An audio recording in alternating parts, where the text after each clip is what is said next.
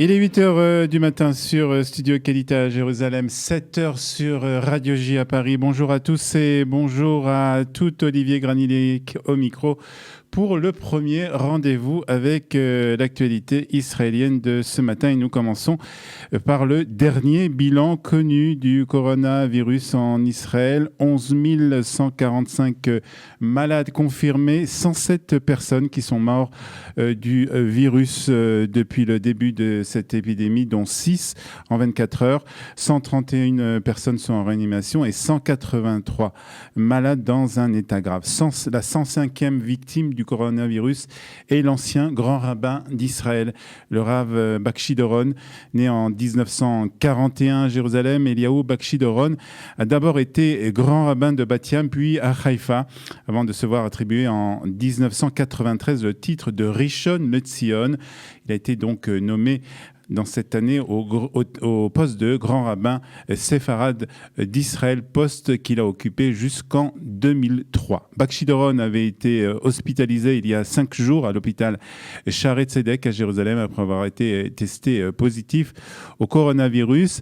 Peu avant son décès, la famille avait indiqué qu'il se trouvait dans un état très grave et a appelé les fidèles à prier pour lui. L'hôpital a aussi indiqué que l'état de santé de l'ancien grand rabbin s'était détérioré pendant la journée d'hier et que les efforts pour le réanimer au cours de la dernière heure avaient été vains.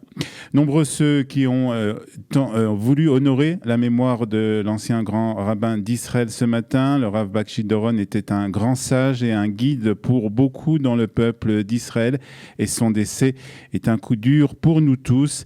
Il s'agit d'une très grande douleur et d'une grande perte pour le peuple d'Israël, a écrit le ministre et chef du parti Chasse, Aryeh Deri. Le ministre de la Défense, Naftali Bennett, a lui déclaré que le rabbin était un homme de bonté et de générosité qui a beaucoup travaillé pour l'unité du peuple d'Israël. En mon nom et au nom du ministère de la Défense, je voudrais adresser mes condoléances à la famille en cette période difficile. La nation entière d'Israël vous embrasse.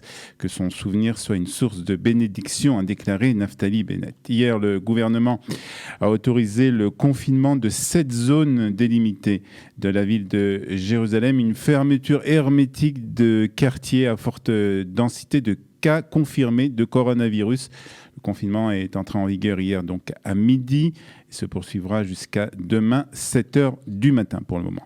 Les habitants de ces quartiers ont le droit de sortir pour aller au supermarché ou à la pharmacie ou pour recevoir des soins médicaux.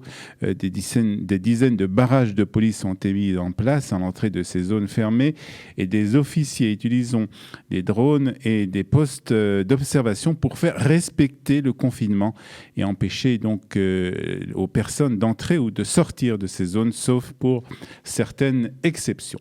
Et puis on commence aussi à parler ici en Israël d'un retour progressif à la normale. Peut-être après les fêtes de Pessah. Encore rien d'officiel. Le gouvernement devra discuter des différents plans qui sont proposés. Et là, on s'attend une fois de plus à un bras de fer entre le ministère de la Santé et le ministère des Finances.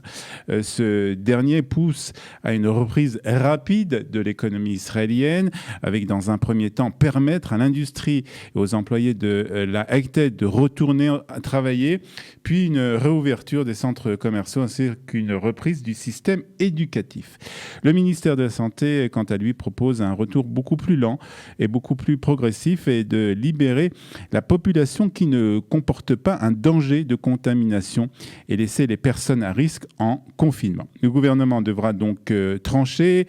Des discussions de ces différentes propositions doivent avoir lieu dans les jours à venir et une annonce des nouvelles mesures pourrait avoir lieu après la fin de la fête de Pessah. Pour l'instant, aucun changement dans les mesures du ministère de la Santé. Et cette année, les festivités habituelles de la fête de la Mimouna n'auront donc pas lieu. Hier, le directeur du ministère de la Santé a cru bon rappeler aux Israéliens que les mesures étaient toujours en vigueur. Les mesures du ministère de la Santé étaient toujours en vigueur et qu'il fallait continuer à être vigilant. Autre titre de l'actualité israélienne ce matin, Titre qui aurait fait, bien entendu, en temps normal, la une de tous les journaux. Reuven Rivlin a refusé d'accorder un délai supplémentaire à Benny Gantz pour que celui-ci forme un gouvernement. Dans un même temps, le président de l'État a refusé aussi de donner une chance au Premier ministre de former lui aussi un gouvernement. Alors que va-t-il se passer à présent? La tâche de former un gouvernement va revenir à la Knesset et une période de 21 jours débutera.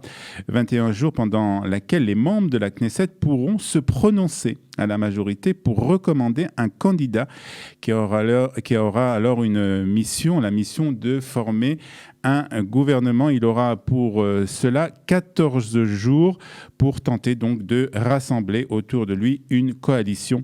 C'est le processus officiel qui devrait, s'il n'y a pas de surprise de dernière minute, entrer en vigueur aujourd'hui à minuit.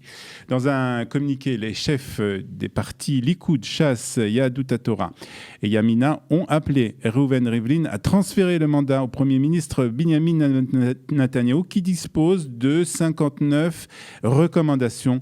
Tout comme après les élections de septembre dernier, le président l'avait fait et avait transféré le mandat au député Benny Gantz qui avait alors que 54 recommandations. En effet, Netanyahou dispose du soutien des 58 députés de ses partis, ainsi que celui de Orly Levy Abexix. En effet, la députée du parti Gesher a rompu son alliance avec les formations de gauche, des formations du Parti travailliste et de Meretz, et a annoncé hier son intention de recommander Binyamin Netanyahou au poste de Premier ministre.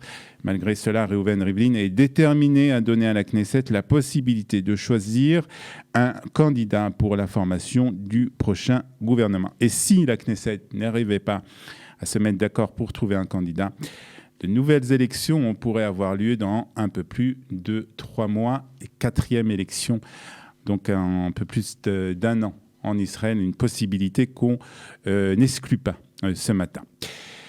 Et on termine ce premier point de l'actualité sur Studio Qualité avec la météo de ce lundi 13 avril. Il fera 17 degrés à Tel Aviv, 19 à Ashdod, 13 degrés à Jérusalem et 23 degrés à Eilat.